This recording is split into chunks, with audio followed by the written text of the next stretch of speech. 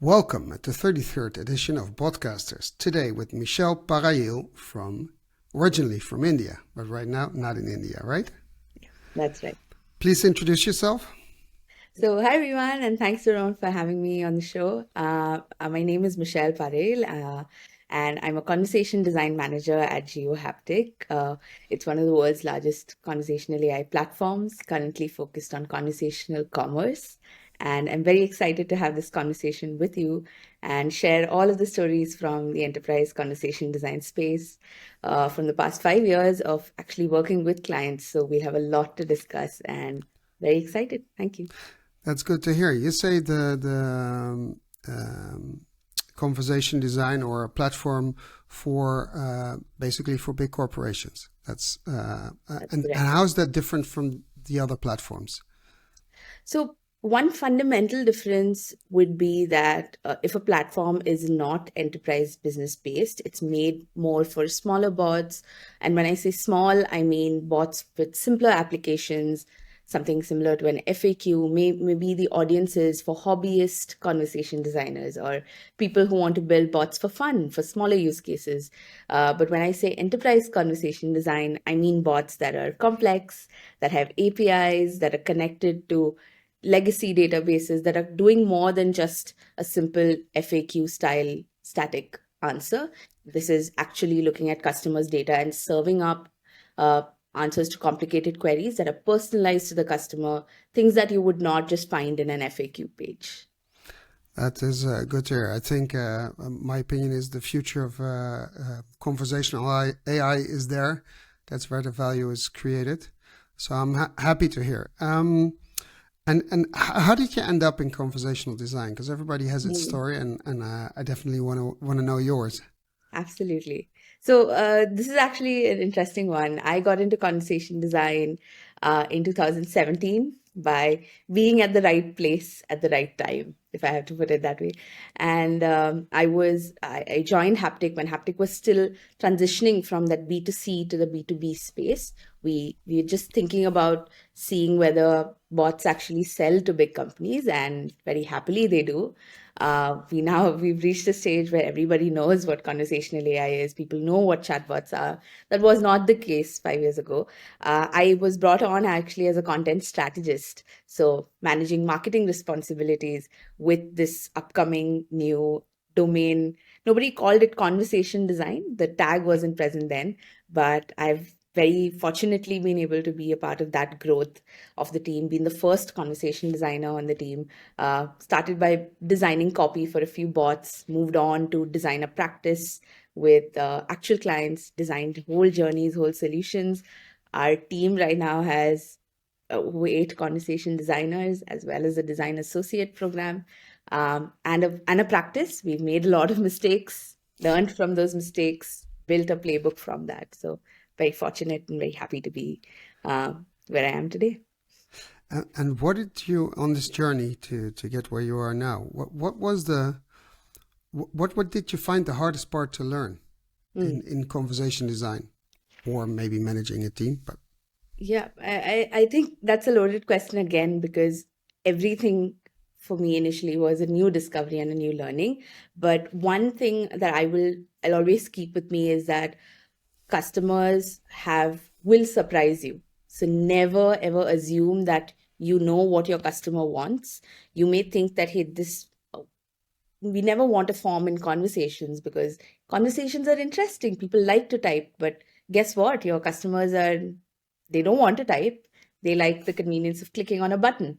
And that has just kept me in check from showing my biases as a designer to always think from a customer's perspective. Whatever is easy, whatever is simple, customers will want that. So yeah, it's always to keep my customer hat on and never drop that. I'm very happy to hear that. And how do you, because this is interesting, do you primarily design bots for India or any other country?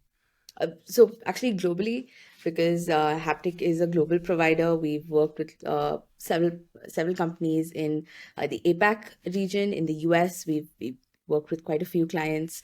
We're just growing in the US, so you may not hear our name the US front, but really big in APAC. Um, So yeah, and it's not just chat bots. It's not just bots for web. I've built bots for WhatsApp, Facebook, Google Business Messages, you name it. If it's a platform that can support a conversational assistant, we've done it. So if you're working internationally, how do you manage to talk to the customer, figure out what the customer wants? Because they're far away. So how do you do you do interviews with the customers, or you just watch the answers in the chatbot? Yeah, so that's a good one. So we do a combination of a few different things. We'll go back and do our primary research by looking at previous conversations if they're available. If there's a call center team or a team that has already been dealing face to face with customers, that's gold, right? You want to take that information.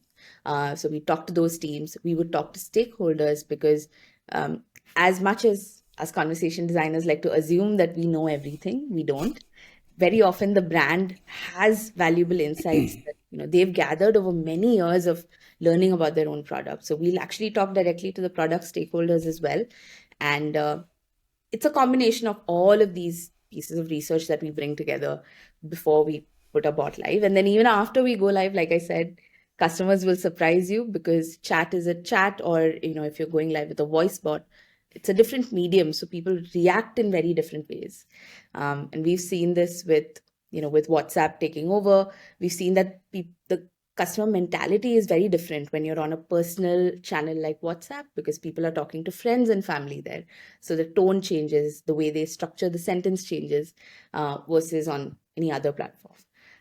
So yeah, it's interesting. Well, that's interesting because you're working for big corporations, and they usually have like a brand guide or a style guide or brand values. How do you and I've asked this before in other podcasts. How do you incorporate the voice of the brand or the branding into the chatbot? Because there's a little context you need.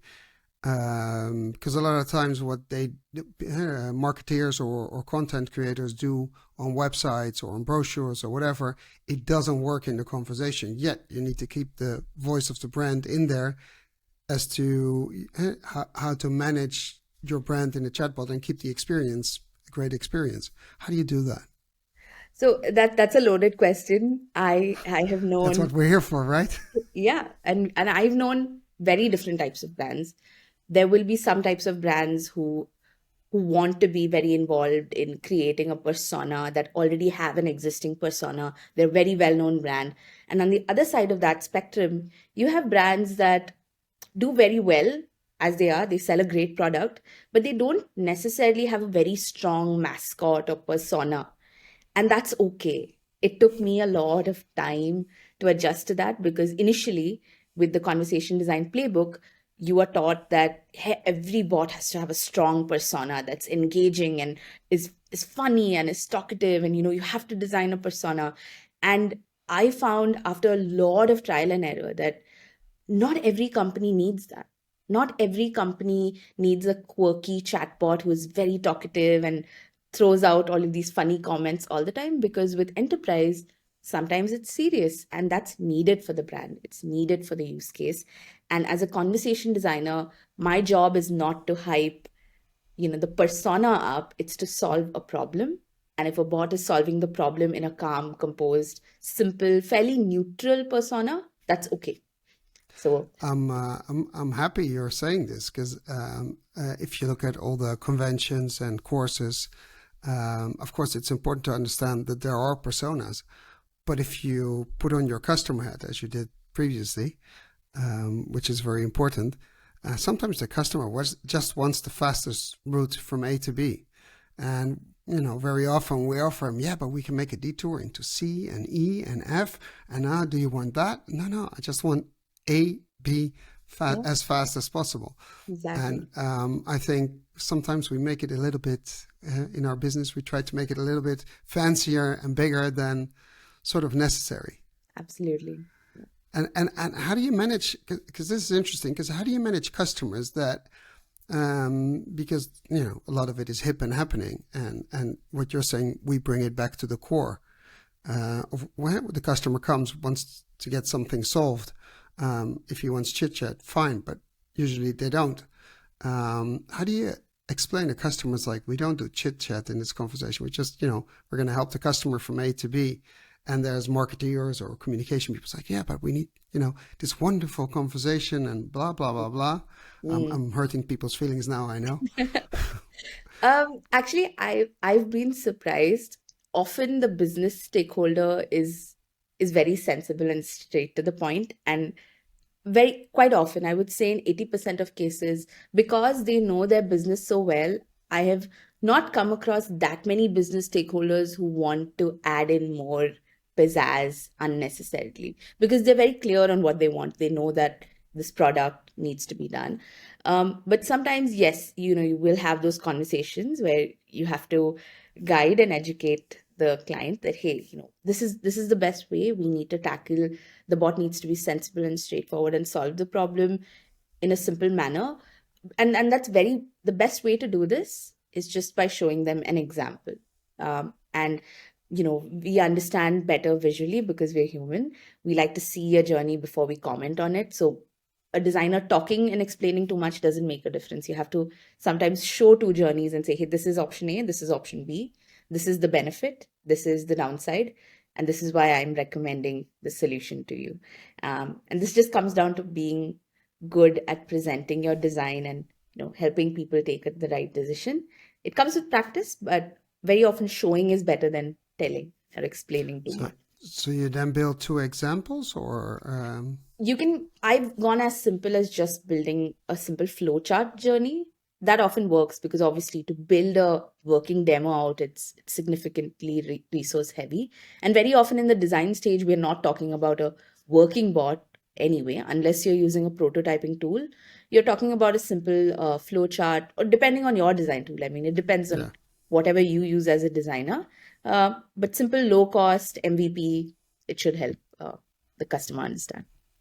That is interesting. And who are usually the people you work with? Are those marketing and communication people or the business owners? Hmm. This I've seen vary quite a lot. Sometimes the marketing folks will be in the room. It depends on the brand. Now, if it's a smaller brand, where the marketing team it's easy, they're easily brought on and they work very closely with the product team or the call center team or the customer experience team, they'll just bring people into the room and we'd have a large discussion. But if we're talking about a larger brand where there's several layers of audits and several different teams, we're talking most probably to the customer experience team or whichever team is responsible for the chatbot long term, and then we pass that on to the marketing team for approval. And obviously the cycle is a little longer and slower there, but it depends on the type of project that you're selling. Um, this is interesting. So you work with, you say you work with people for the long term. That means somewhere in the stage before you start building or designing, you have to have some agreement with the people in charge that the commitment for building a bot is not just the investment of, okay, we build a bot and we design the bot and we write the text and we release it and that's it, right? Mhm. So how do you create, I think a lot of people will be interested in this, how do you create the commitment on C-level or management level for Yeah. the long-term investment? Because you need to build a team, you need to invest in tech, you need to maintain the APIs, especially if you have legacy systems, you Mm, have RPA solutions maybe behind the scenes. correct. How do you do that? So this actually boils down to really good pre-sales and a watertight sales cycle. Making sure that you're getting the right type of business is the first thing. If you're selling the right product and firstly addressing a need of theirs and you're not selling a chatbot just for the sake of it, that's going to be difficult, right? There's a very big difference if you've sold a chatbot just for the sake of selling a chatbot. It's difficult to convince the stakeholders. It's difficult to get sign-offs. The project will go slower. Everything gets affected down the line.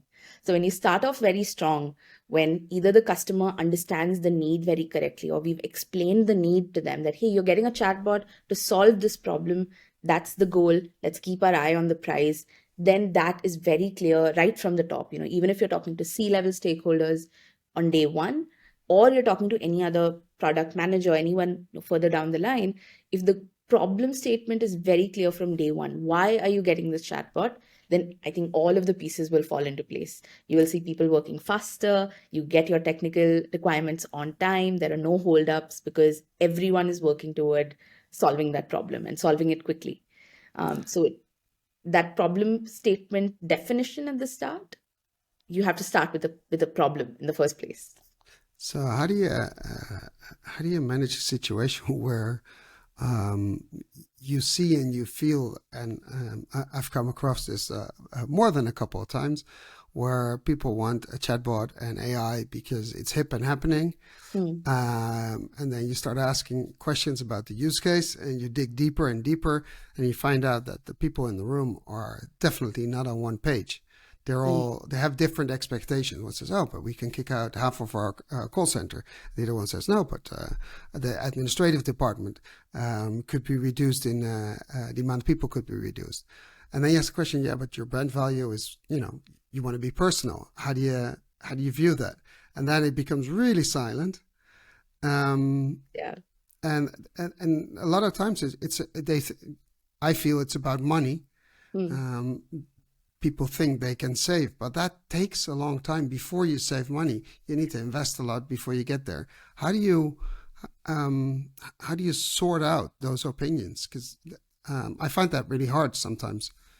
That's correct. I think the unifying factor for any company in the world ultimately is your customer, right? Who are you selling to? Who is giving you the money to run as a company in the first place? And I have been in several rooms where there are lots of opinions. One side of the table wants one thing, the other side of the table wants the other thing. But then the one thing that all of them agree on is the fact that we're all there in the service of the customer.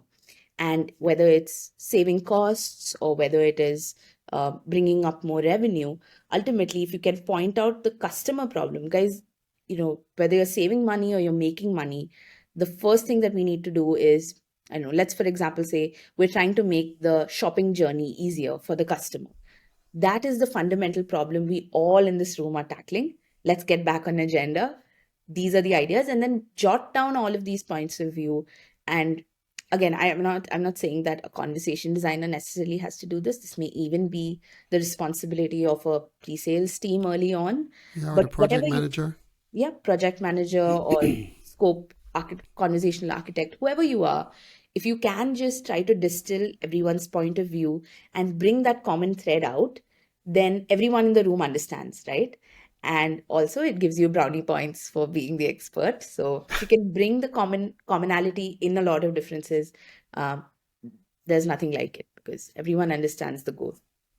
One of the things I've done that helped me in this is reduce complexity. A lot of the times they want very complex operational problems to be solved. They can be solved eventually, but you need to build layer after layer in order to be able to do that. It's if you want to do that from the start, the team is definitely not ready for it. The tech department is not ready for it, and you have no idea how the customer is going to react to the chatbot. So I always tell them to make the MVP really, really small, to get the voice of the customer in there, to understand what the customer wants and does not want, in order to build on the first successes that you need to grow the solution.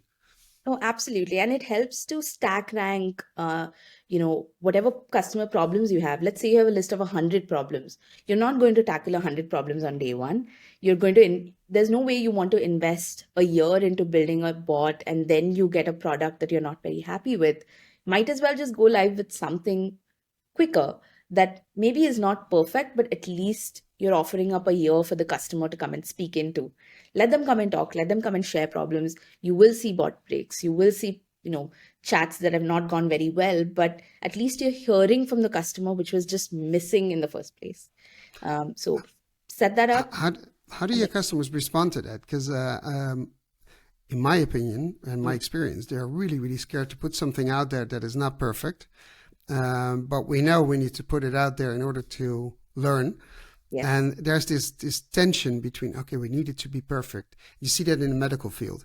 And then, but so we can't put it out there because it's not perfect. Yeah, but we can't make it perfect if we don't get the response from the customer. So one way or the other, we need to test this with real customers who have real problems and are going to break the bot.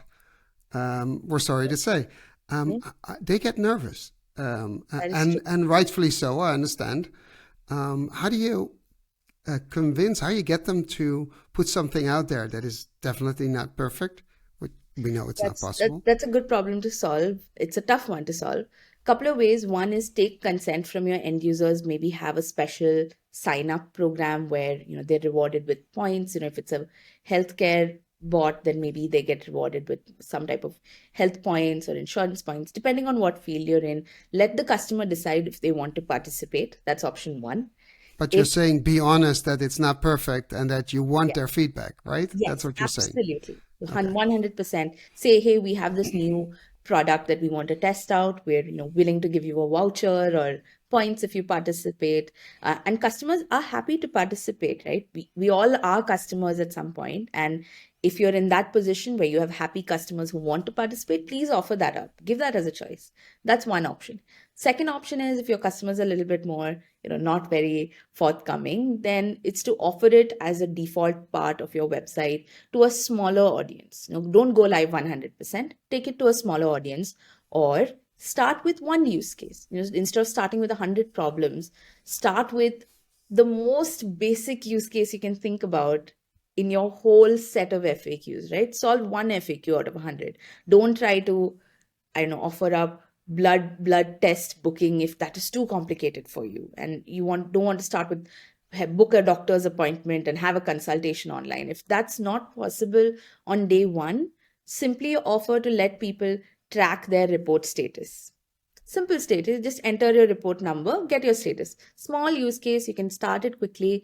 It doesn't require that much of risk avoidance thinking. So there's lots of ways to tackle not being confident on day one. Because the risk part, especially in the business you're in, but we're in, where you have big corporations putting out a bot and using their customer data to make it a personalized experience. That means connecting to the back end. That means that, the people or the internal audit or security or risk will be afraid of data leaks and stuff like that. How do you experience working with these people? Are they a pain in the butt, or are they actually quite helpful and cooperative in getting somewhere? So you want me to comment on whether the privacy practices are, how do we work with privacy heavy? Yeah, exactly. Is it holding you back, or is it other departments cooperative? In general, they're cooperative. Let me put it that way. Of course, everybody wants a solution, but also everybody, given what happens out there with the data breaches, everybody is scared, and rightfully so. So how do you maneuver that and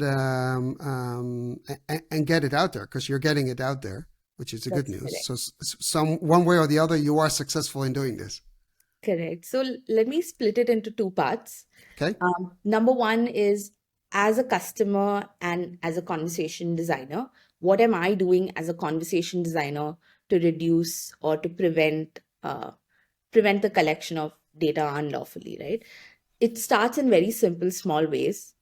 If a piece of data is not required, I will not collect it, right? Very That's often, the basic. right. And very often you see a lot of bots where you walk in, you just start chatting with the bot. I'm a stranger, I'm a guest on the website. And out of nowhere, the bot will say, hey, what's your name?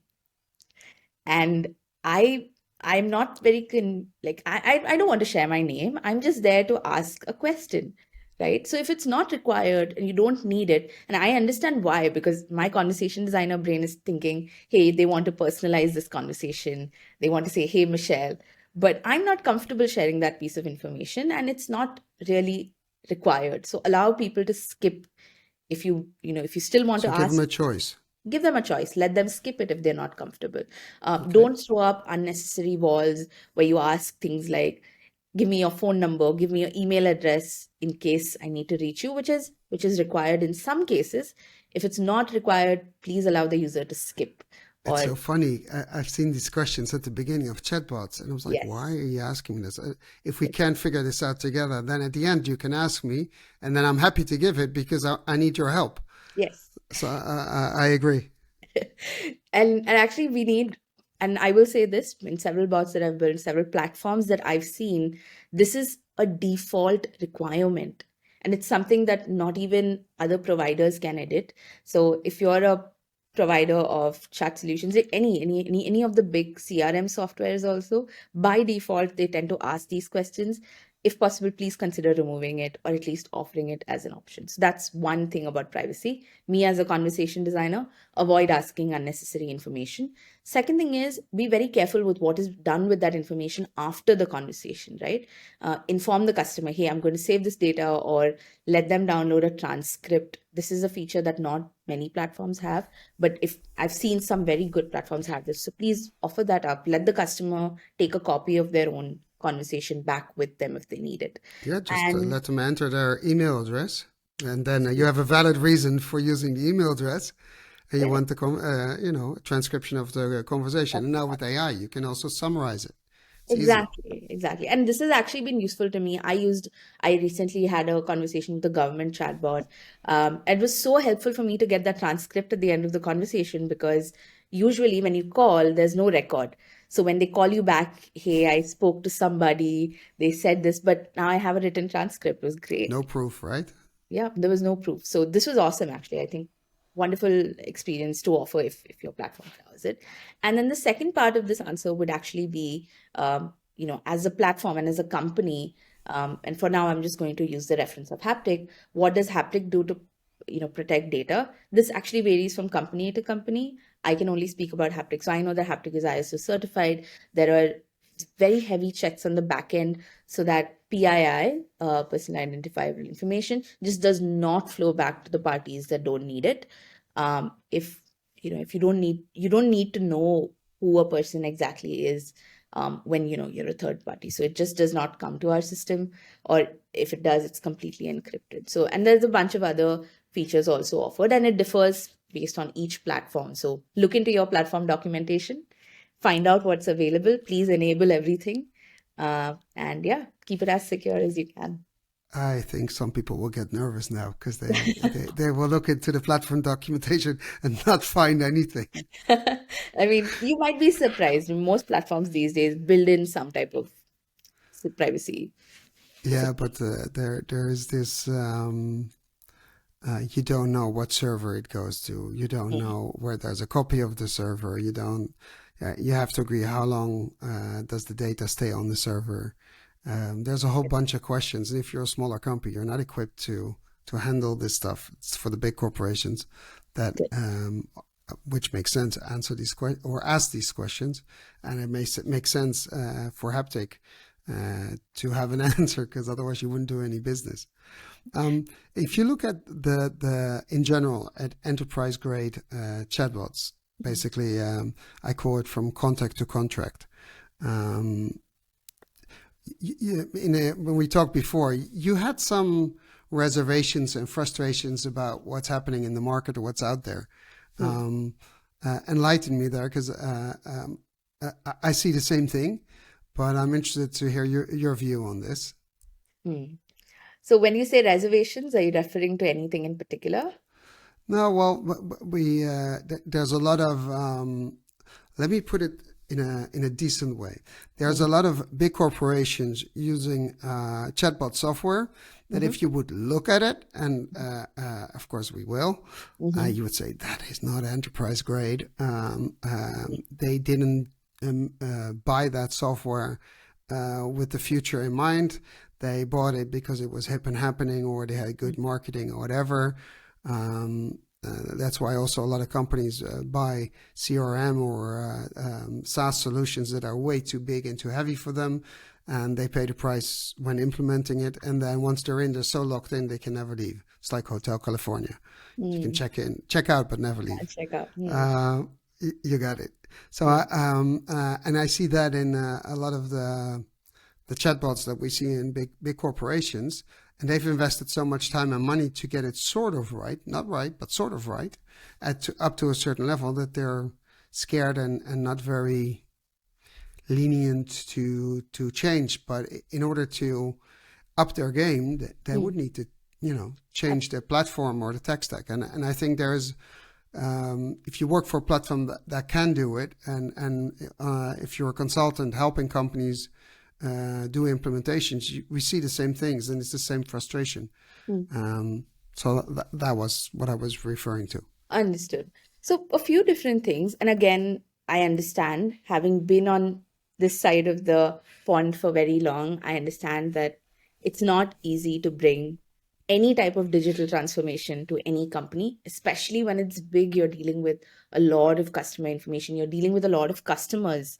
So even a small change to the end user, it can sometimes feel very jarring and very different. And, negative feedback is the first thing that you receive.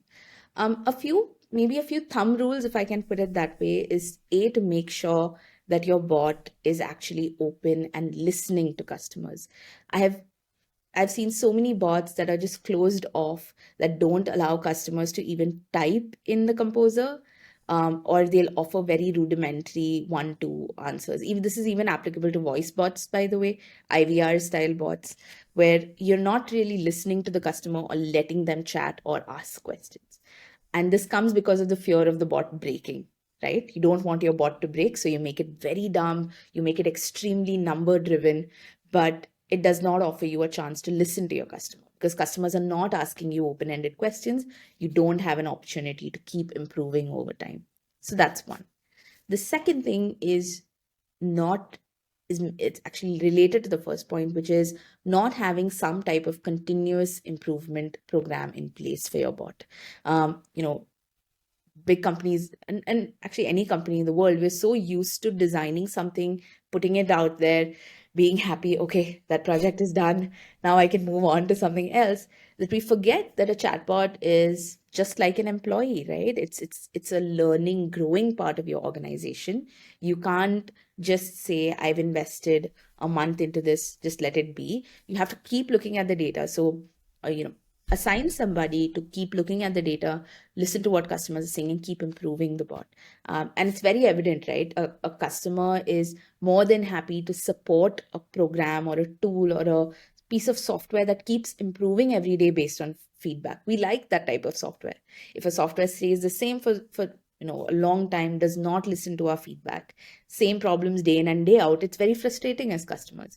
So when you think like that, even if your bot is breaking on day 1, if on day 10 or day 100 it's doing so much more better, that's a great experience. You are going to build customer trust over time. So yeah, I would say just these two are very important to keep But in mind. there's a thing in there, because you will reach it. There's two things actually. You said they make the bot very dumb in the beginning, and no room for the customer to talk or to get feedback. I understand that, and I can relate to that. However, there's also another side to that. If you want to build a good customer experience and no surprises, it could be handy to start with that and get a stable bot out there, so the customer can do that one process or that one use case in a delightful way, and he or she is happy, and he or she will come back. Because at least what we see in Europe is, if you do not deliver a good experience, even though you say it's experimental and we're learning, if it's a really bad experience, they won't come back. They won't use the chatbot again. That's fair. So that would be I consider that a loss, because that is, these people are very hard to get back into a bot. They will just call or email, and you're back at where you started. So that's one thing. And I think once you reach that point, that is a stable base or a foundation to build on, then you can say, okay, now we're doing creative stuff. Might not work, or you might break the bot, but bear with us. You've had a good experience in the past. You will have more of those. And then the second part is, at some point you reach a level of maturity, as I would say it, that what changes is maybe the data or the possibilities or whatever, but the actual experience for the customer is at such a good level that if you then start touching it, you might push your bot in the wrong direction, and creating bad experiences because it's going to be about the innovation and not about the customer anymore. So there's it's a delicate balance, yeah. Well, the delicate balance, and I think the customer will tell you, because if you ask feedback from the customer at the end of a conversation, say, how did you enjoy this? Did you get done what you wanted to get done? Was it in a reasonable time frame, etc., etc. If these are positive, then at some point you need to figure out, okay, we can add new functionality, but this what we build is actually stable and good, and for now, we keep it. Because otherwise, I see companies like changing everything all the time, and then customers get confused. It's like, this worked perfectly. Why did you change it? But it's seriously, it's and especially older people are here. They get used to a certain way of working, and all of a sudden the button is in a different place, or the field they have it's for websites or forums. It's annoying. That's correct. And then all of a sudden functionality you loved, they take out. Why? Because we didn't see not 100% of the people were using it, so the meager 40% that was using it, we're not keeping it. But they didn't ask me what that meant to me, that in terms of the experience. And I strongly believe that you need to understand what you have if you get good grades, what it is that makes it getting those good grades. Once you understand that, then you can make changes. And if not, you might be destroying actually something good. Absolutely. I think one key thing to remember here is that not every customer will tell you that they like something or they hate something. It requires a little bit more deep dive into analytics, but if you look at your drop-off points, when a customer has repeated themselves or they've asked the same question 2 or 3 times, you will know that something's wrong with the bot. And this kind of data is more difficult to get because it's not very evident from your surface level numbers. So you really have to go into the conversation, understand what's happening, and only then you can take those decisions. But ultimately, yes, being very customer focused is just going to help you a lot. And you say you go into the data of the conversation. Does that mean if you build a team, there is a data analytics person in that team? So couple of ways to do it. One is by getting a data analytics team, but I think every conversation designer should be investing time into this, because if you can look at the data yourself, there's nothing like it, right? The kind of insights that a person who has designed a bot can get from the data is very different from a person who's just looking at data, from a bland perspective. So if you have a data analytics team member who can do this with you, great, please go ahead. If not, I highly encourage everybody to just at least start the practice of looking at some data, get into the nitty-gritty, wade into the water, and understand what's happening yourself. Yeah. And I don't know if you ever did that in a project, just calling the customers who went through the chatbot and finished it, and just talk to them like we're talking on a phone call or a video call. How about if you have the luxury of doing that, please do it, because nothing like first-hand customer feedback for any product. Yeah. I'm glad you say that, because in that context, I would be interested. What do you think of at the end of a chatbot when there's some companies that ask for a net promoter score, an NPS score? How do you feel about having an NPS score? Your laughing might indicate where the answer goes, but how do you feel about having an NPS score at the end of a chatbot? Do you think it's valuable? Again, split answer, like any enterprise answer is. Net promoter score, I understand, has been around for a while. It's a great rubric for a lot of companies to use. But the funny thing is, with conversations, when you ask for NPS at the end of a chatbot conversation, we have seen this happen practically to us, right? Customers end up voicing the frustrations that they have with the brand as a whole, because net promoter score is calculated for the brand. Would you promote this brand? Tell us on a scale of 1 to 10. And when you're asking for feedback for a bot, that's kind of a strange question, because I might like the bot, but the bot has said, sorry, I can't help you with that. It's part of our policy. The bot has done its job, but you did not like the answer that came from the brand. So is the customer supposed to rate the brand or the bot? So they end up giving you a low score, and it's not necessarily, evidence that your bot is bad. So, we have to then take that and understand it. So how do you manage a customer that says, let's put an NPS? Of course, we do everything with NPS. How do you manage a customer that wants to put? It's a tough one. I think you have to talk it out. You have to be very honest about, points like this, that, hey, NPS is for a brand. We are going to see biased feedback. We are going to see customers who rate different aspects of the company, not the bot.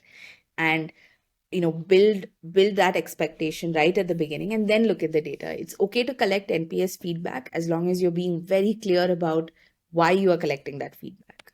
And yeah, look at the data later carefully, because you're going to get surprises like this one.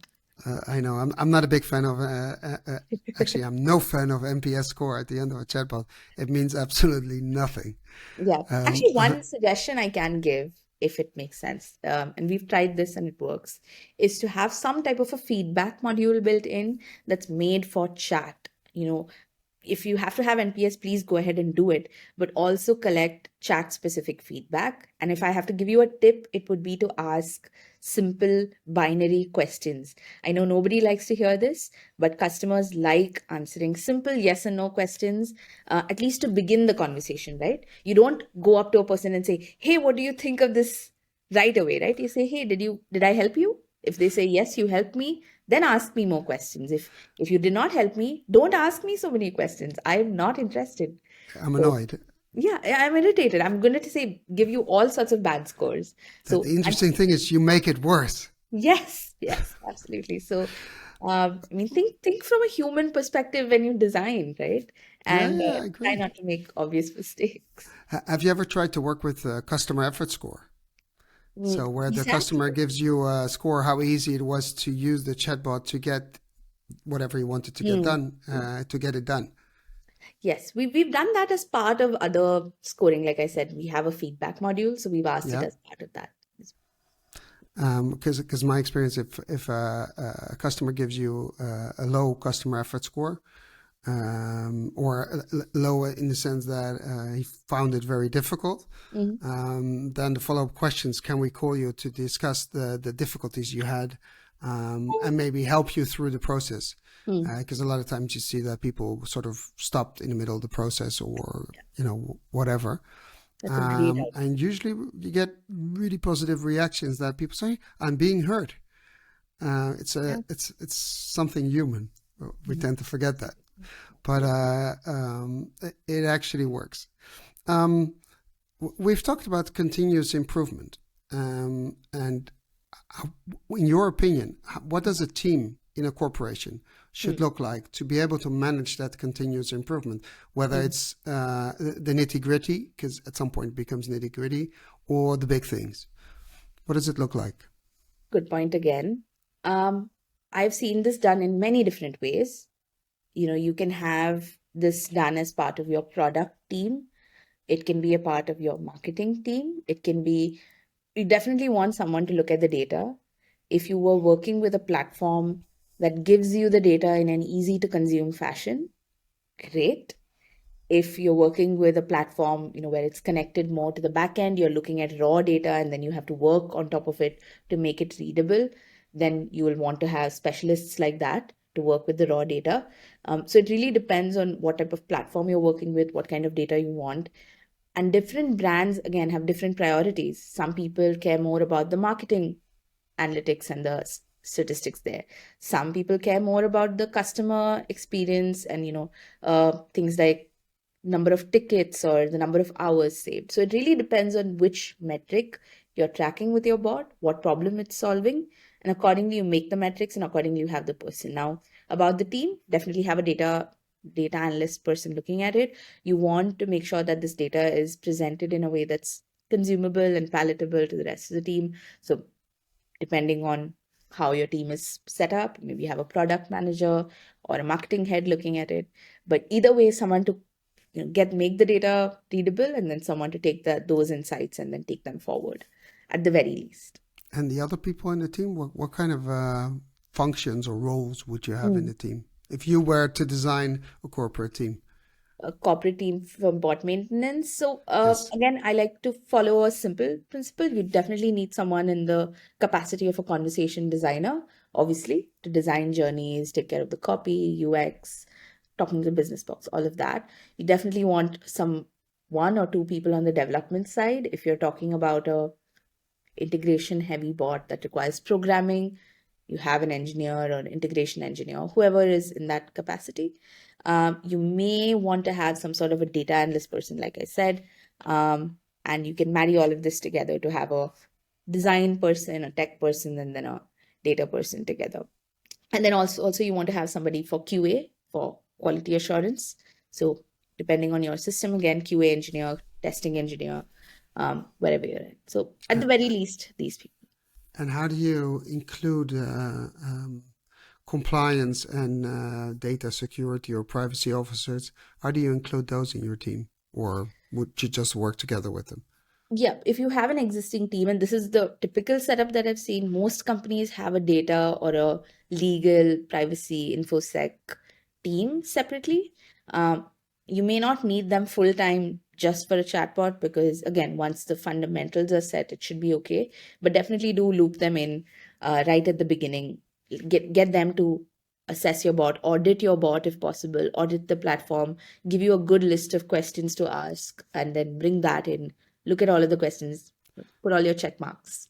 Take. You just said something really, really important, which is forgotten in a lot of implementations, Mm. is that you need to involve the privacy people, the legal people, and the compliance people at the beginning of your thought process. Mm. Once you start thinking about a chatbot, that's the moment to involve them in the process, so that every expectation they have is being met. Further Yes. down the line, you make sure you don't have. Of course, you will have some discussions, but they will be few because you agreed before you started on the scope and on the potential risks and how to manage them. And usually then you have privacy by design, as you said it. My mind works like that, or security by design, and that's, I think, the way it should be. And not, well, you can always run into trouble, but then you have de-risked it, and you have people that buy in. That's also important. Exactly. Now, we have seen this small thing coming up. It's been literally all over the place on LinkedIn and every other platform. Everybody's chatting about Mhm. ChatGPT, large language models, AI, and what have you. I cannot open my LinkedIn anymore, and I get a tsunami of people posting about it and reposting about it and reposting about it. So how do you view that for conversation designers and the development of those models? Mm. Because we know they have a function and that function will grow. However, in the here and now, we're not there yet. Sort of. Correct. So, yes, my position, just like everybody else who's working in this space as we see this change, is that ChatGPT can solve problems for us. It makes no sense for us to say, hey, this is not going to affect me at all. You want to at least explore the product, embrace it in any way you can. Um, and again, as you know, as a part of a conversation design team, I've at least made sure to go and study about it, learn about it, experiment with it in whatever way possible. We're trying to see if it simplifies anything. And just like any other big technological movement that happens, our first gut reaction is to say, no, this is bad, or oh my god, this is going to take away my job. But we must remember that ultimately we're all looking for ways to simplify our jobs, be more efficient, and ChatGPT is nothing more than a tool for us. It just makes your research a lot more simpler. It helps you brainstorm, it helps you think through things, and you're never going to replace that human creativity, and that aspect of bringing in thoughts. I think ChatGPT just forces us to think a lot harder and be smarter and be more creative, because obviously you have to beat the machine, right? So And you're the first one. I love this. You're the first one saying that because of AI, we as humans need to up our game. Yeah, in what? order to stay out there. That's correct. Um, I agree, because it's not creating anything new. It's combining things that are already out there. Exactly. Um, but having said that, I see this trend in, and I agree that it should be done. That when you have a simple FAQ bot or companies building an FAQ bot, that, and of course we've seen that in the bots we've tested in podcasters, that very often the chatbot is behind on what's on the website.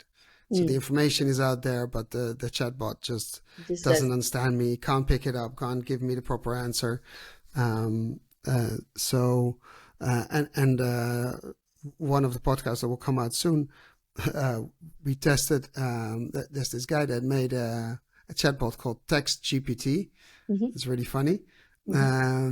He's Canadian, and we compared it in the podcast, the answers he got using a large language model, compared to the chatbot of the actual Canadian text department, and we put that next to each other, and it was really shocking to see that ChatGPT or the LLM he used in his chatbot was better able to get answers from their own website than their own chatbot, which, someone should wake up there and say, okay, maybe we're behind. And I think that's to go back to one of the problems is that um, these chatbots are running behind. They don't take their own they don't use their own information properly.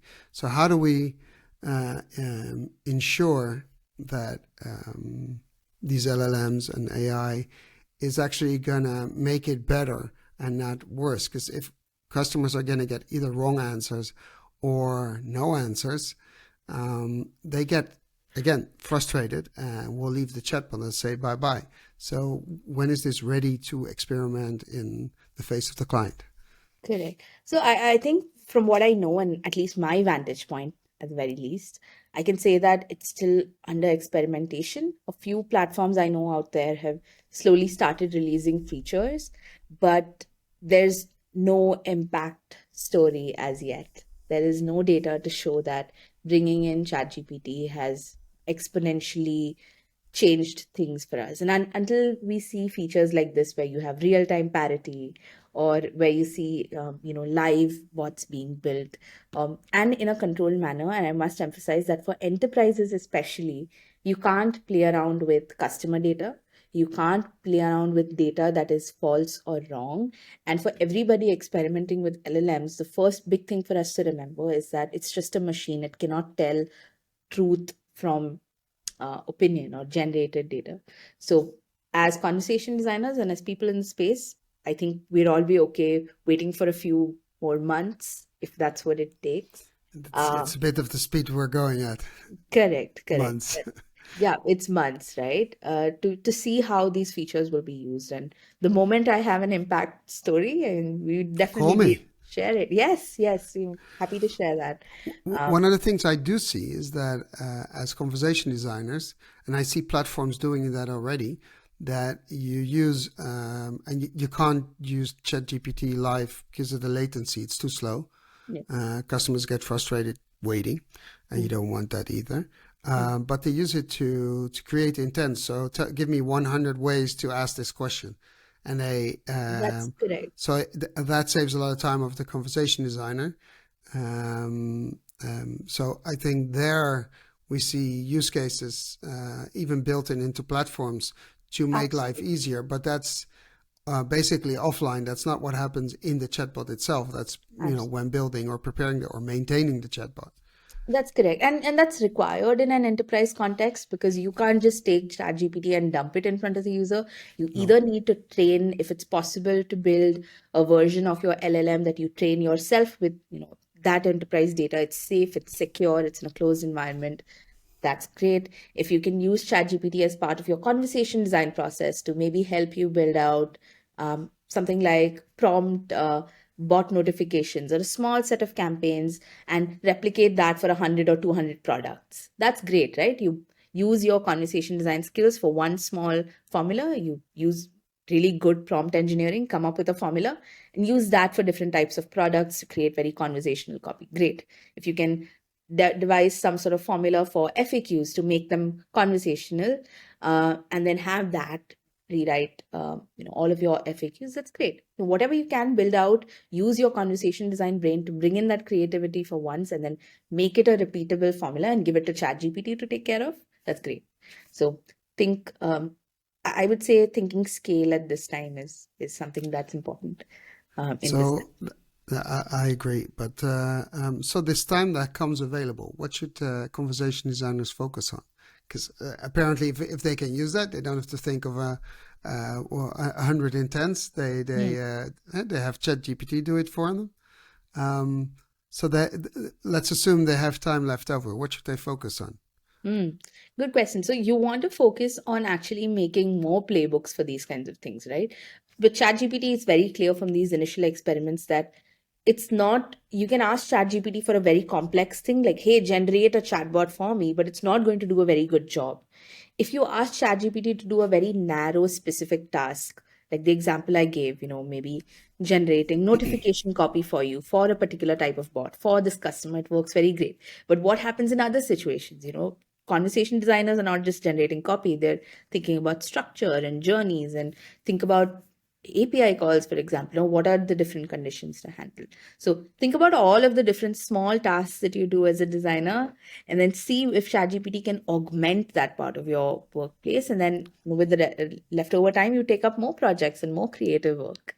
We help more customers. Yeah, we take up more customers. And that's ultimately the goal, right? At some point, you hit a ceiling with how many projects you can take. But with something helping you, you can pick up more work and focus on that. Isn't that something to worry about? I had a discussion with someone, and he said, this AI is fun, but it's going to make the life of the working people who are employed harder, because the boss is going to say, well, now you have AI and LLMs to make your life easier, so your output needs to be higher because you're being assisted by these models. So you're not going to work less, you're going to work more, or your output needs to be higher.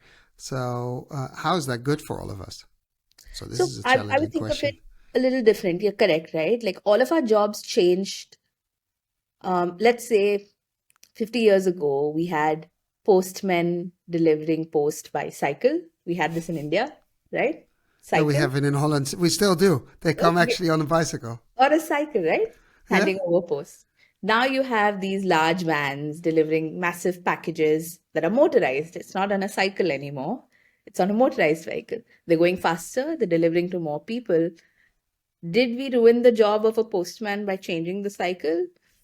I mean, maybe their old style, yeah, but they're still delivering packages. They're still doing their job. And I think that's something I definitely understand, right? As a person in a creative space that is being affected by ChatGPT, and I see a lot of short-term decisions being taken that, hey, AI is just going to be there, so let's just replace a lot of people. That is extremely short-term thinking, and different companies have different reasons for doing that. And I don't want to get into it at all. That's wrong.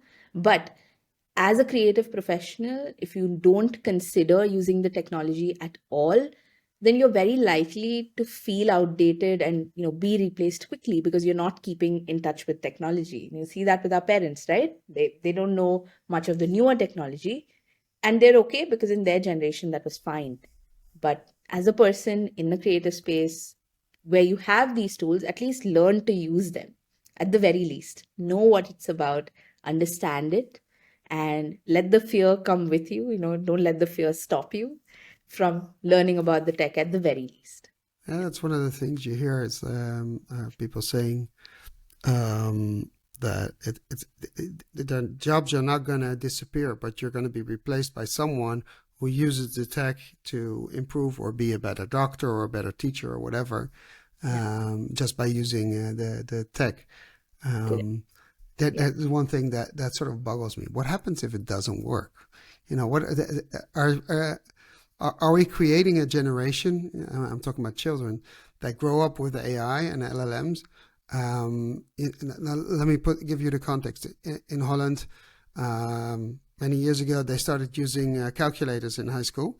Mm. and they could do their final exams, the kids, with the calculator. Oh. So what happened is that the more they used the calculator, the Mm. less they were able to actually do calculus in their And head. then, So and that does something for your thinking capacity, because it's, you're solving a problem in your head, and you need to think. And the same with language. Everything is computerized. The computer corrects your spelling. So, hey, I don't have to think. So that's knowledge they don't pick up. What if it doesn't work? Then people can't calculate. They can't write. Actually, writing is a problem already.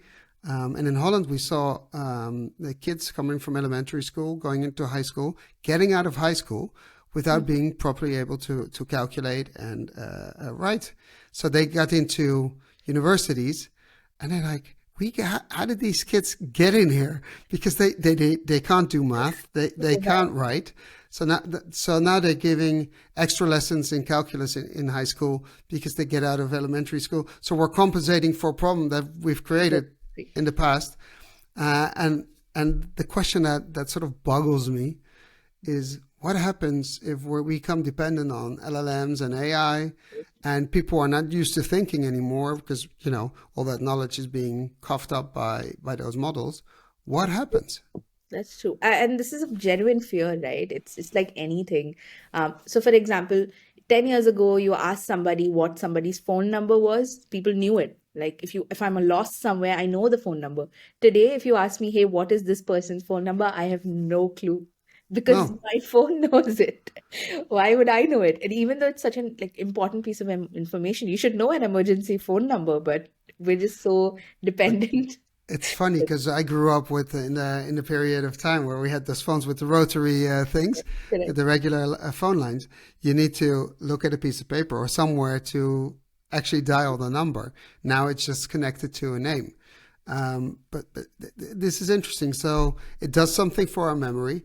It does something for our capabilities. Of course, it has been replaced with new capabilities. But what if it doesn't work? Then what?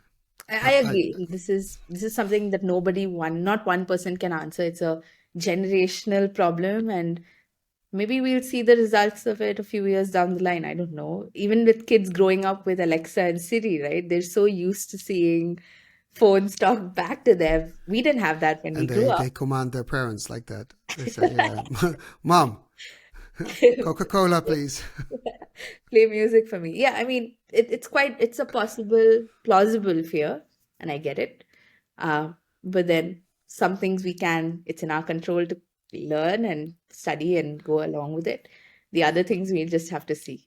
I agree, but the interesting thing is, we de-risk everything. We have fallback scenarios, we have redundancy. We put two servers in place. If one doesn't work, we have the other.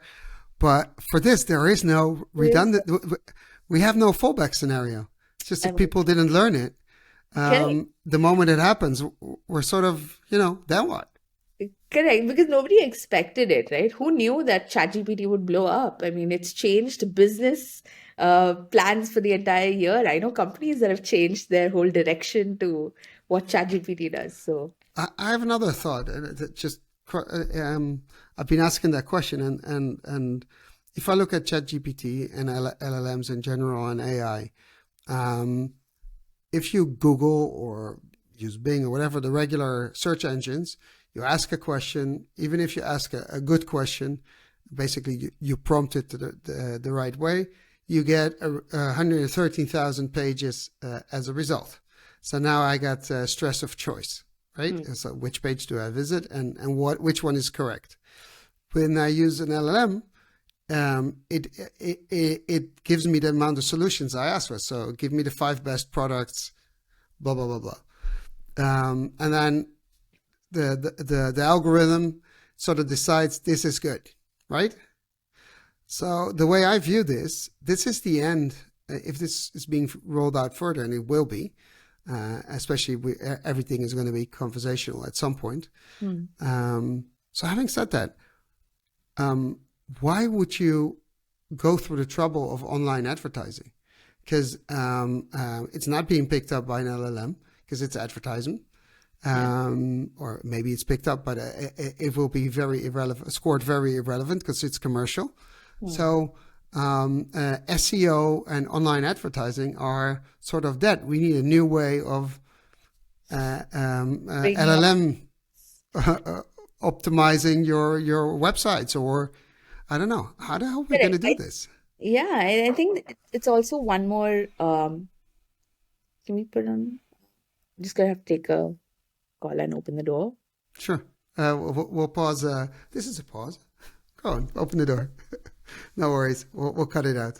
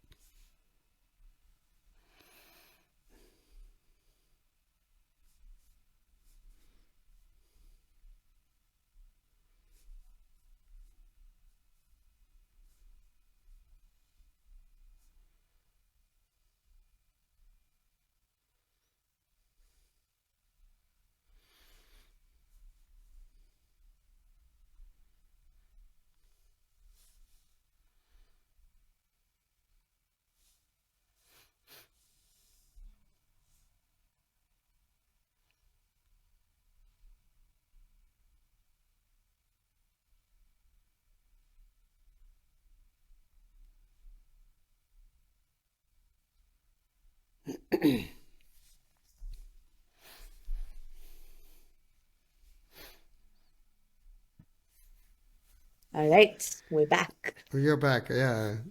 Okay. All Cool. right, No problem. I noted down I'll press it. write down the finish time.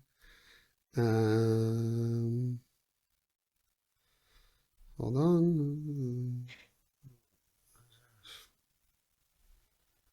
So I know approximately when we're back in business. Okay. So I think I was asking the question about it was about LLMs, Yes. right? Yes. We're Oh, discussing how in the future LLMs will, yeah, how are we going to adapt to having LLMs work with us in the and when future they don't work. when they don't. So That, so let's start again. So what's your view on a life where we have LLMs and AI working very hard to help us, and then all of a sudden they don't? Then what happens in our society? What is it going to look like? again, we don't have any moat for this. There's no backup built in. But I think as of today, we're in a pretty good situation where we know what happens without an LLM, right? We're all used to still working with human creativity. We haven't gone as far as, we're completely dependent on LLMs yet. And again, because I've seen the positive side of LLMs, especially for folks who find it difficult to express themselves or have difficulty with, really long form writing in certain situations, I've seen LLMs help. So as long as we can be careful about this technology and where we implement it, use it when it's required and not just use it for the sake of using it, just like chatbots. Again, don't build chatbots just for the sake of them. I think we should be careful, and if you're careful enough, I think we should be good. So what we see now is legislation, the UK and the US working together, and Europe coming with the legislation. Hmm. Do you feel that's gonna slow the development down, or bring something extra to the table, or you think that the business is able to self-regulate? Yeah, again, legislation is there for a reason. It happens because people are concerned about it, right? And if people are concerned, it's worth slowing down and taking a look at it. I know that companies want to move at breakneck speed, and that's the saying, right? Move fast, break things. But Move maybe fast, fail fast. move fast, fail fast, move fast, break things. But maybe for just this time, it's okay to go slow, take a step back. I do feel sorry, for those places where LLMs are banned altogether, so researchers can't get access to things. That's not a good thing when it's just banned because it's banned. And I hope those folks get their accesses back soon. But for every other commercial application where the impact is worldwide or it affects a lot of consumers, it's best to be careful. think twice, think thrice, think a lot of times before you implement it for a wide audience. Take this forward. So be responsible with this. And test it until it breaks, right? Absolutely. Absolutely. You have a chatbot for us to test Yes, I already, do. and I'm really curious which one it is. Yes. So what we're going to test today is a chatbot for Indigo. Indigo is a airline in India, and we're going to go to the Indigo website. All right. And have you ever used them to travel with? Yes, I have. So they're one of the most popular popular flight airline providers in India in a budget provider category. Very And what's popular. their if you would describe the brand so where we understand if we look at the chatbot, does that correspond with the brand? Because we tested earlier in previous podcast of other airlines like Virgin Atlantic, and we were in shock and awe because the chatbot had no connection whatsoever to the brand. And I approached Mr. Richard Branson and the CEO, COOs. It's like, listen, if you need help, feel free. But we tested it for you. You need to do some work. None of them responded. I understand, but it was so off that we literally had to stop testing because it was basically a disaster. And we tested KLM. And what I found is that the voice of the brand wasn't in there. It's just you can be functional but still representative of representing the brand. The brand. That's right. So let's test. So the bot's name is Ask Dotty. As you can see, the bot avatar is a small mini bot with a single dot on the forehead. This is interesting, and I think it stands out on the web page if that's the primary goal here. I'm going to very quickly try to make the screen a little small, make it a little big. I think it stands up to that task. I just want to point out for anybody watching that, first thing to check with a bot is whether it appears well on your mobile site. Right before opening the bot, the first thing that popped up was this privacy policy disclaimer, and I had to accept or discard it. And you want to be very careful to make sure that it doesn't overlap between with the bot. So let's start here. So hello, And I'm Dottie. I'm happy you had a privacy disclaimer because a lot of bots don't, and they should warn you about what to share, what not to share, how safe it is, etc., etc. And I'm happy they did. That's correct. So yeah, so that's what Dottie had. Go Indigo, just says Dottie here. The interesting thing, couple of things to point out very quickly. They've repeated the name Dottie a few times. This is a little bit of wasted space. Instead of Dottie, they could have maybe added a line here about what Dottie does or the available hours or What do you anything. think of the name? The Dottie. So Indigo, I'll tell you where the name comes from. Right? This is my understanding. So if you see the logo for Indigo, it's made of Dots. dots. So There's we have to explain to the people who are listening. The name is Indigo, and in the logo next to it is an airplane built up from dots. built And up from dots. Absolutely. and that's why the chatbot is called Dotty. That's correct. So if I zoom in here, you can see there's a bunch of dots here. So So yeah, it would have been lines. They would have called it liney I don't know. or We'll have starry if I it's don't know, stars. but that's what it is. So I'm here to help you with your queries. Please select a topic relevant to your query from the list below to proceed. Again, I'm noticing just this lack of formatting here. If you really had to go into the details, that's what I'm here for. Starts off with flight information, payment information, and FAQs. Again, interesting choice of categorization. Um, it's super limited here to flight information, payment information, and FAQs. Interesting thing to point out here, an earlier version of the bot had all of these options with the subcategories just opened and laid out. So this is a new recent change that they've made. They've reduced the number of options that are available. But So they we go put a ahead, plus behind it so you can see all the options you can see that all. were previously available. Correct, correct. So I'm just going to say book a flight. Going to make a couple of spelling mistakes here. See how that happens. Okay, let me You're help you. nasty. We will see. Let me make a hassle-free booking to 100 plus destinations in India and abroad. Choose from one of the below options to get started. Again, the copy here, I must point out, it's extremely neutral. It's not jumping out at you. You can clearly see a lack of emoji. And just a small thing as a customer here, I think a little bit more of a welcoming tone would have been a good thing to see. But That's why I asked you about the brand. the brand, What does the brand stand for? Is correct. it just functional budget travel, or does it want to make you feel good? What does it do? So good thing. So I must point out one more thing. Indigo is known to be a little cheeky with their overall branding. For example, their flight name is 6E. So it's like 6E rewards, it just rhymes a little bit. And their overall tag, everything it's meant to be cheeky and cool in a way. I remember when Indigo launched, it was this cool brand to fly with, and they've done a a phenomenal job getting their branding right. And I'm surprised that that's actually not present within the bot. It's not as cheeky as typically is, and maybe they have scaled it down a little bit, and I understand that a little. All Because right, it's less functional. it's less functional, so that may be a potential reason. So choose from one of Okay. the below destinations. uh, Again, Yeah, but choose from one of the below options to get started. And it says information in case of the armed forces, senior citizens, family and friends, students or minors. Please visit the website to make a booking. This is really weird. So if I'm older or I'm a student, I cannot use the chatbot.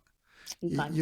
You've now excluded half of India, right? Yeah, this is actually very strange to me because when I click on the visit website option here, it opened up a new page, and not sure if you can see it, but I don't see much changing on this page either. It No, almost feels like it was the same page that just opened up. So I what think really it changed? even is. Yeah, I Oh, it mean, says why? special fares on top. Sorry, I'm pointing at the screen. That's useless. But it So says special fares over there. So, correct. And to me, if but it was, isn't everybody a family or friend? this is, I believe, for a group booking, um, Uh, if possible, student nurses, and unaccompanied. but it's interesting because now they add the special fares, doctors and nurses and unaccompanied minor, but they weren't in the chatbot. That's correct. It wasn't in the chat bar either. So again, seems like an unnecessary thing to leave out, but we'll keep progressing with. I don't see the chatbot right now. Correct. So we're back. No, yeah, we're back. Okay, we'll try a little bit more of a complex query, right? To book my flight from Bombay to COK, which is Kochi. It's a place in Kerala, and we'll Okay. see what happens. And the interesting thing is, it just repeated the same message again. Hello, I'm Dottie. I'm here to help you, and it just threw the menu back on. Again, there was a very good opportunity here to understand that I clicked on visit website, which means that I'm trying to book in this category, and maybe support me with questions related to this category instead of throwing the menu And guide again. me through the booking. Absolutely. Guide me through the booking or support me with offer discounts or coupon codes or something of that sort. You know what surprises me? Why would you, if you have special fares on top, and you're connecting to the back end, doesn't make sense to me why you wouldn't be able to do that in the chatbot. Just, are you one of these groups? Yes, okay, we know you have a special fare. I That's don't see the correct. big technical issue. It shouldn't be a technical issue. Well, Okay, it's apparently taking it is because they it's also very they're not doing it. and it's also very slow. I really didn't expect this. Or maybe it doesn't know what you mean from bomb to But let's see. I'm going to try this again with the full name of the city. We'll give it a second. Instead yeah. of Bombay, I'm going to say Mumbai because let's see.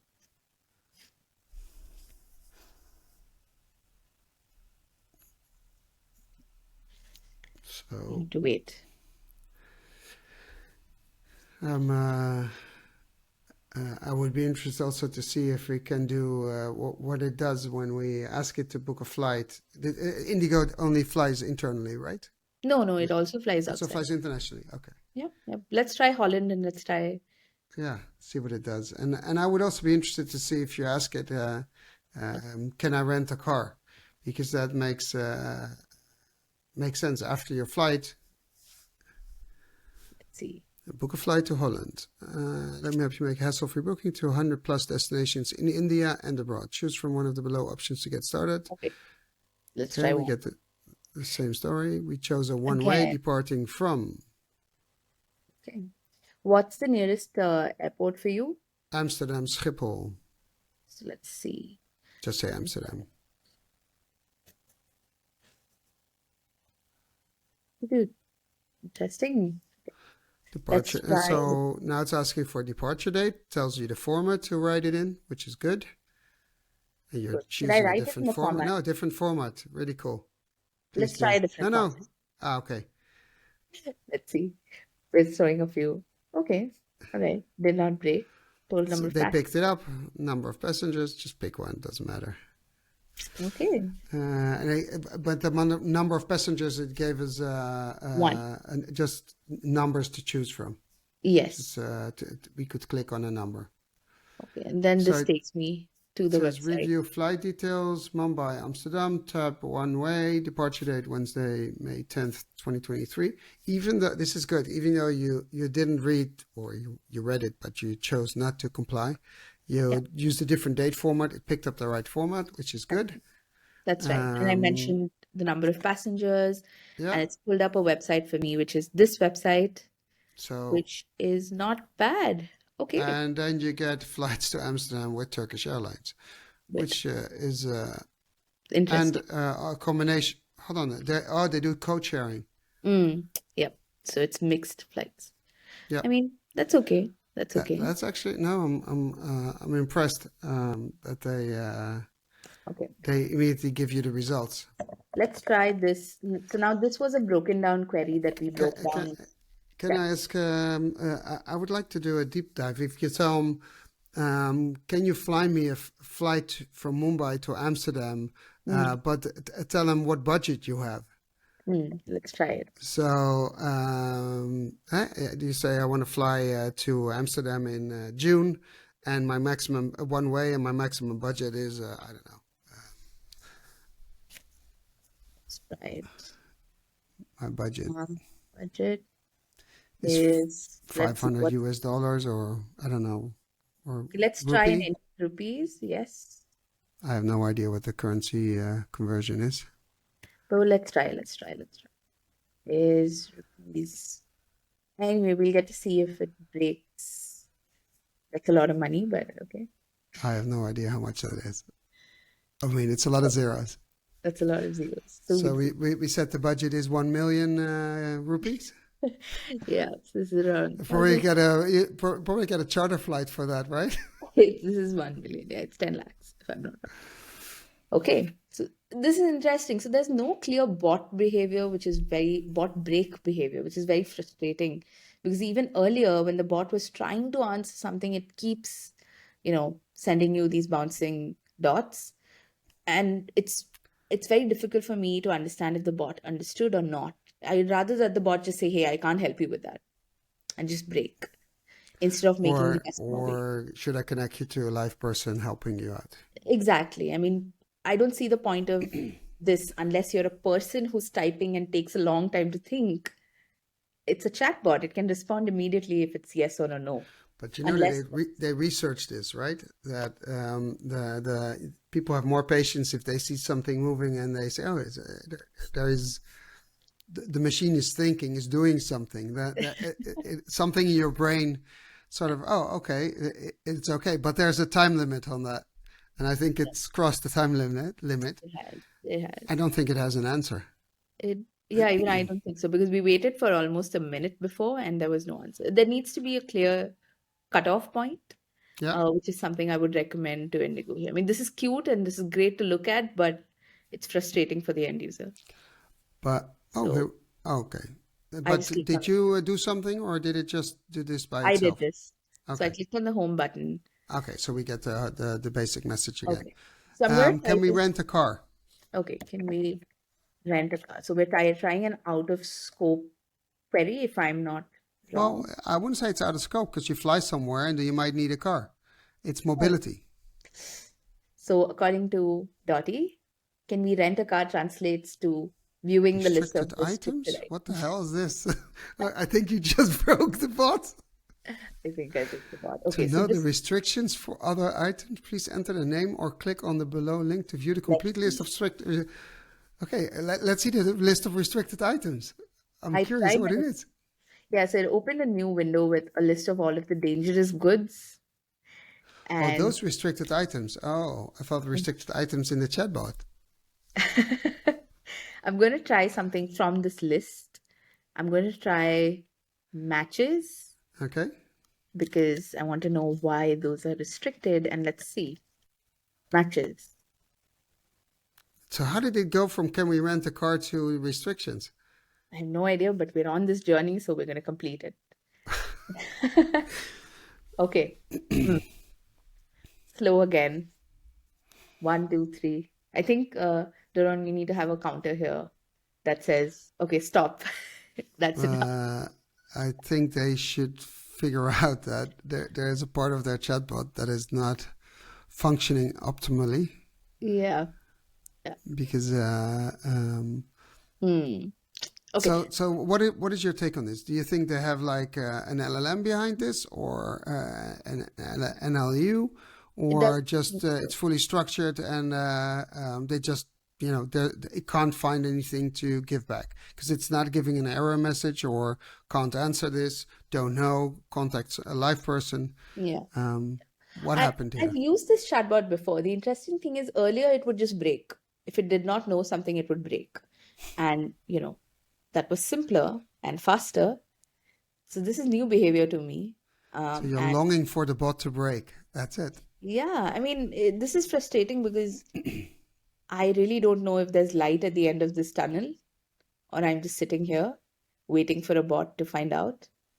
So, okay, we're going to see something else. Let's try baggage allowance is the last Okay, so we went back to the menu and the list of and click. possibilities.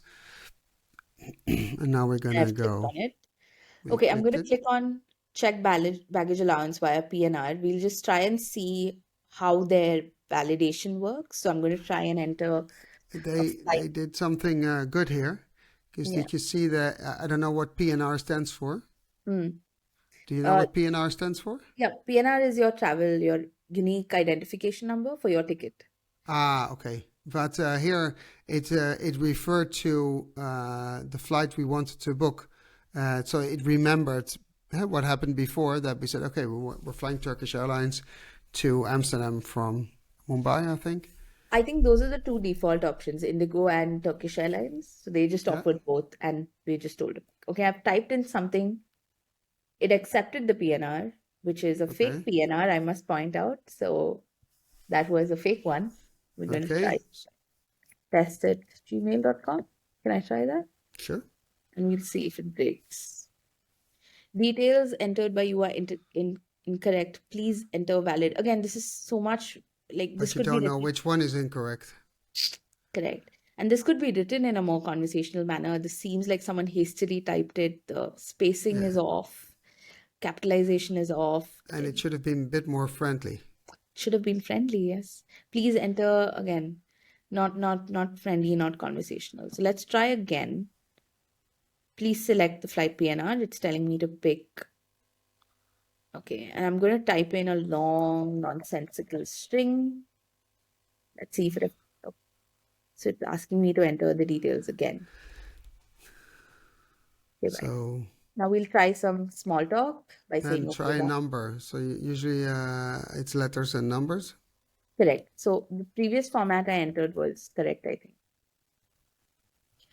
Okay.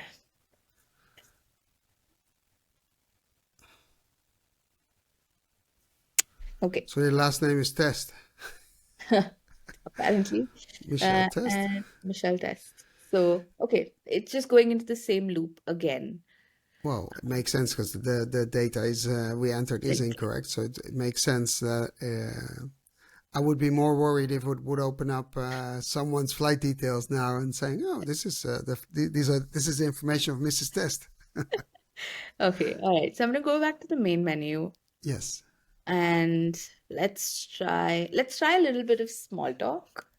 So I'm going to say, hi, can you tell me show? Just to see if this works at Um, all. it probably will keep on showing dots. That's a That joke. was Jokes on you. jokes on me. So let's see. And we'll also try some type of a greeting like good morning. Yeah, I was going to say if you want to do a small chat. Okay. So, so it says here AI powered. But, okay, How are you AI, feeling, or something? okay, how are you? Feeling today? Couldn't be better. Oh, okay, good. This is at least something. How can I help you today? I need a winning lottery ticket. Let's try something that is a little bit more likely, right? Like, how are you? Good morning, good afternoon. I am sad Oh, because, it's a basic emotion. let's see what it does. Hmm. Interesting. Okay. If it's AI powered, logic, you would assume it's sort of picked up. hmm Okay. Let's try a question about the bot itself. Are you from India? Or next we'll try who is Dottie. Who are you should be. Um, Hi. you're firing so many questions. My name is Dottie. Your friendly neighborhood chat assistant. Why neighborhood? I have no idea. And Indigo's best social distancing employee. Okay. So Um, that doesn't come across very friendly. I'd like to socially distance from you. yeah, I think this is a very, by now, a little bit outdated COVID reference. Yeah, So maybe consider changing this. a bit of maintenance. A bit of maintenance. Uh, Let's try. Ron, do you okay, think we should try anything else? yeah. Um, maybe it can help us with information about travel destinations. So we should ask it where, I don't know, which destination has the most culture or the best beaches where you fly Hmm, to. I don't know, something like that. very If there's unlikely, but AI behind it, you would assume that it starts spitting out some information it gets on the internet. do you fly to? Actually, let's ask it, where do you fly to? Okay. Which destinations do you fly to? Which is a common FAQ. The bot should be able to answer this. Okay, interesting. The link below will help you learn about. It says we continue to expand our network and our fleet to meet the requirement of our customer. That wasn't the question. The link below helps you learn about our destination aircraft. Okay. Which link? There is about us. Okay. About. So we can choose Interesting. about us in main menu. Then we go to the web page, Indigo Reach. This is a lost opportunity. I mean, they could have sold me a flight here. Yeah. Then I Yeah. can maybe ask another question. Can you surprise me with a budget? What like the cheapest destination to fly to? Yeah. Let's try that. What is the cheapest? Interestingly enough, you could interpret that in two ways, as in the cheap ticket or locally the cost of living. But let's see. I think it'll get stuck again. Okay. Okay. I'm going If to you try see, one of their FAQs if this goes on for quite long. Let's try this one. Change your travel plans because oh wow. Okay. what So happened? I clicked on the option for travel plans and the cancellation policy, Yeah, and then and I was thrown this sudden menu of so many questions, and they all look so similar to me. What is the fee for canceling? What is the fee for changing?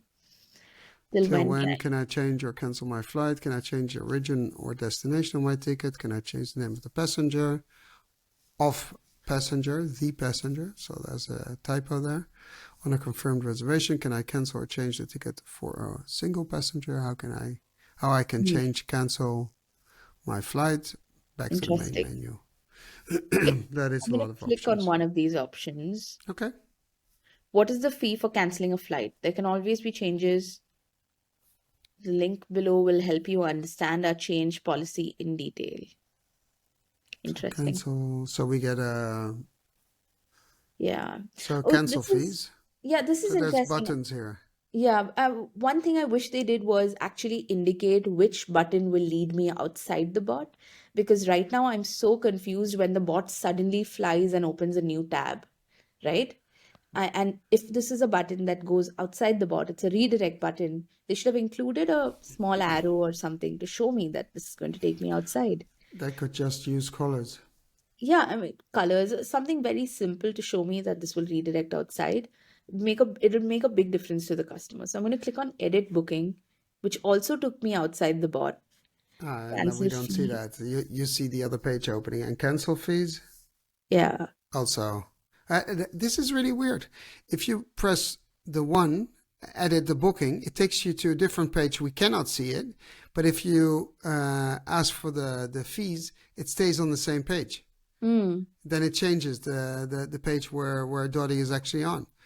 that's correct. That makes no sense either. Why in one instance it sort of opens a new page and the other one it changes the current page. That's correct. Yeah. So I think I've understood overall that, Dottie could. The one very simple fix that I would just recommend them fixing is just to add a little bit of a redirect indicator, because, users tend to have a certain expectation when they click on a button that will continue in the bot, but the sudden switch to a different page, it's very jarring without a clear indicator. And also maybe try and make the whole conversational aspect a little bit more interesting overall. Um, Can I also, what I notice mm, is that I would have started off the conversation, of course, the welcoming message, etc., but I would have asked one question before everything else. Do you have a current booking with us or mm, not? That determines everything that comes behind it. Because if you already have a booking, the next question would be, is your question related to that booking or not? And then fast forward, you can skip all this mumbo jumbo. Just get into the details, like what your company has a lot of expertise in. Connect to the back end, pick up the information of the flight, and then what can we help you with? And if you have a flight, there's only a few options left. yeah, yeah, that's And correct. if you don't have a flight, hey, all of a sudden, then it's your commercial heart that starts beating and say, okay, maybe we can sell this person a flight. Correct, correct. I think the onboarding can be a lot more simpler and Yeah, not left up to the customer as much. Yeah.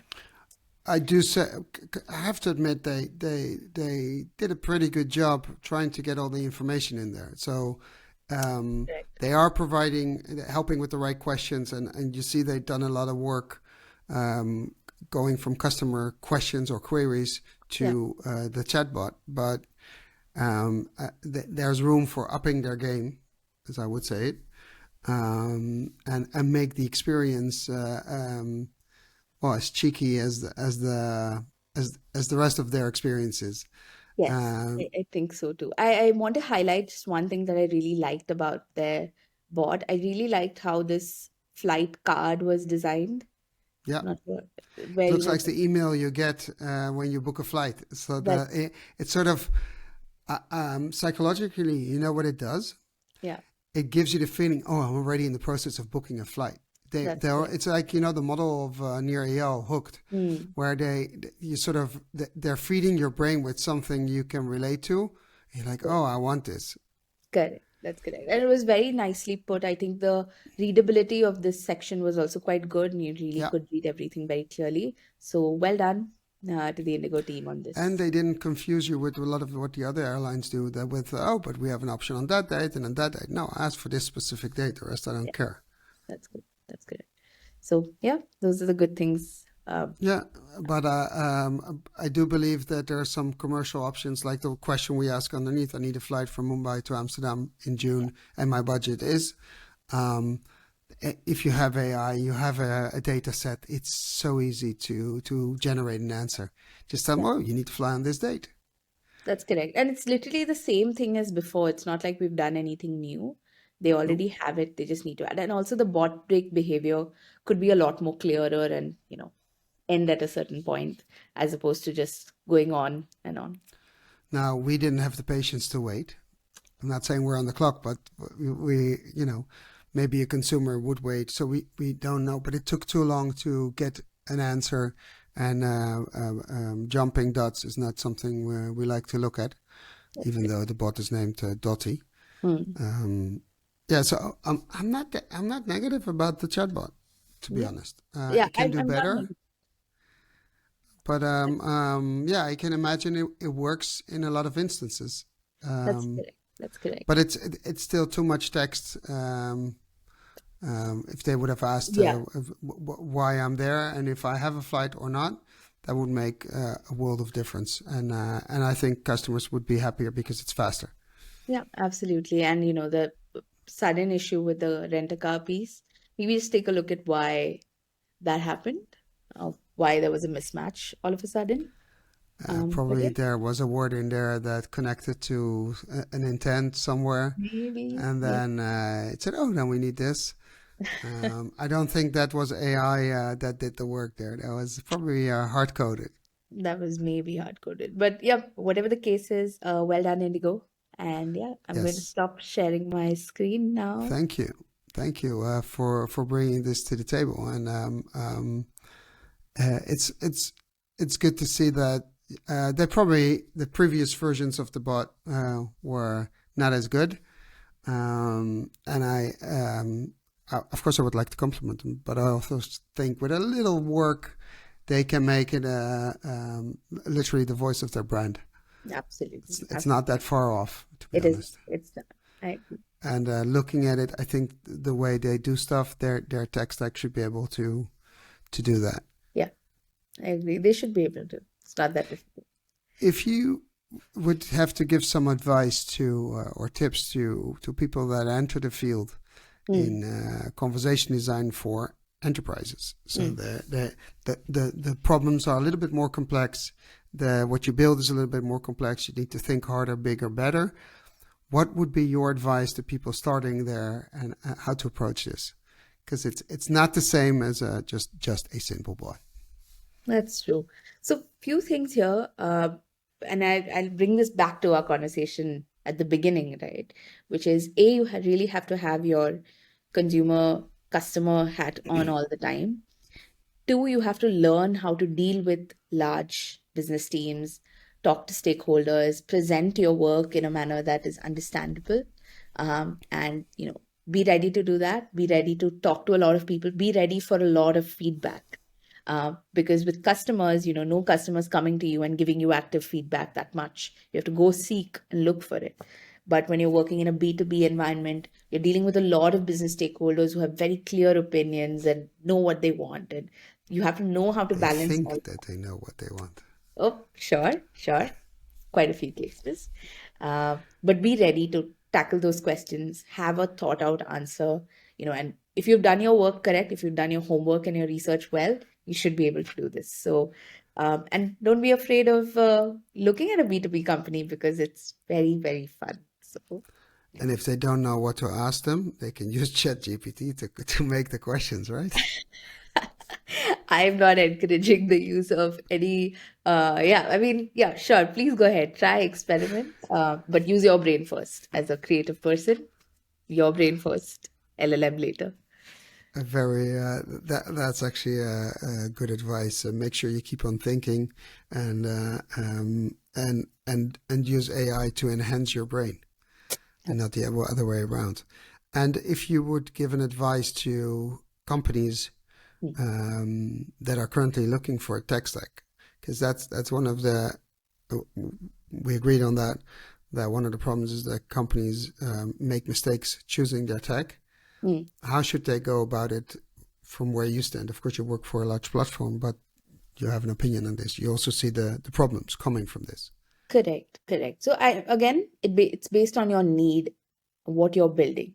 If it's a starter project where you just want to test out the capability of, a smaller bot and you just want to prototype, please look at a platform that is better for prototyping. I would not recommend that you invest a lot of dollars into a large platform when you're not looking for a big bot. You simply want to solve a small problem and just want to go live and it just has to be button clicks. Please look at a simpler platform, maybe something that's a little more cheaper, a little bit more simpler to set up. does not require you to have a tech team on hand.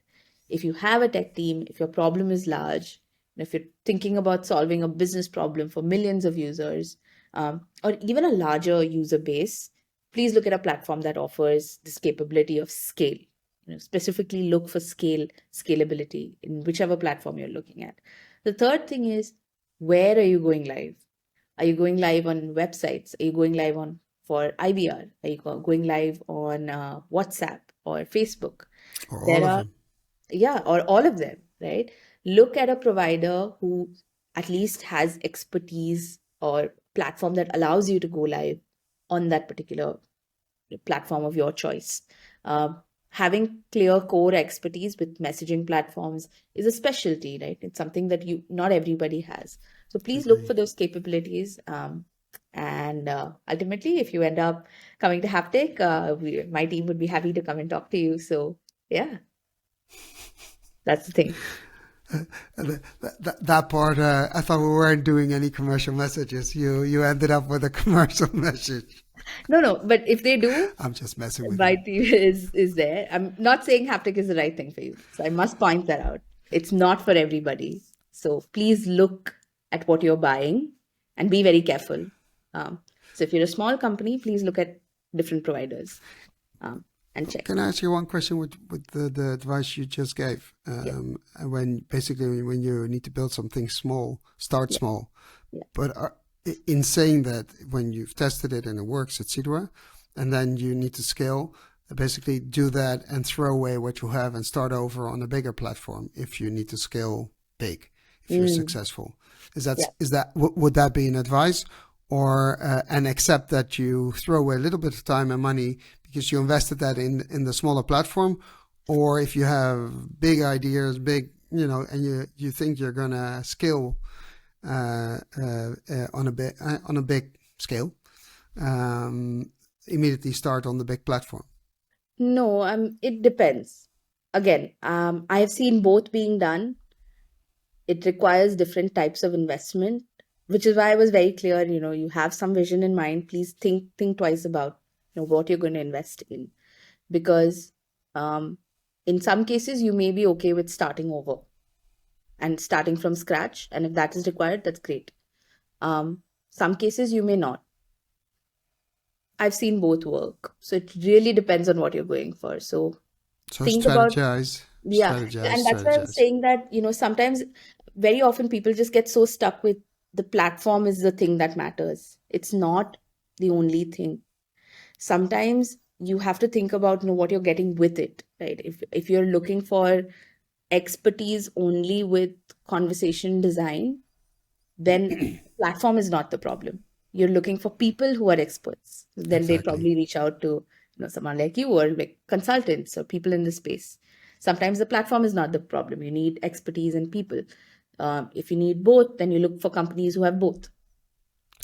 So And what I find also important in choosing a platform is that, of course, it needs to have capabilities and you need to have strategized before you choose. And the type of people, the mentality in the company. Do they have we don't have the functionality, but we understand you need it. Oh, we'll build it not for you, but for everybody, because it makes sense. Thank you for pointing it out. That's a good mentality. Or companies say, no, we just don't do that, and leave you hanging, or have you make workarounds, which I see happen a lot. Then you get these chatbots that are sort of glued together, and will cause a lot of trouble at some point because it's impossible to maintain. that's correct. Um, So please pick very carefully, decide what you need. So remember the checklist, you check off all the things that you require. You look for people, process, platform, all of that. yeah, and also the people in the platform or working in the platform, That working. I think they can make a big difference in Yeah. helping you getting where you want to be. Um, Michelle, thank you very much. I really enjoyed our conversation. I Yes. actually learned a lot today, Yes. and I hope you enjoyed it too. Yes, absolutely. Thank you so much for having me on the podcast. Really enjoyed sharing my stories as Thank you very much. And as soon as you have this use case where you say, we have a chat GPT or another LLM built in and it works like a charm, you know where to find me, right? well. Yes. It may take some time, like I said, but Well, yes, absolutely. you said months, I believe you. We'll see. Well, thank you very much, and we'll be in touch. Absolutely. Take care.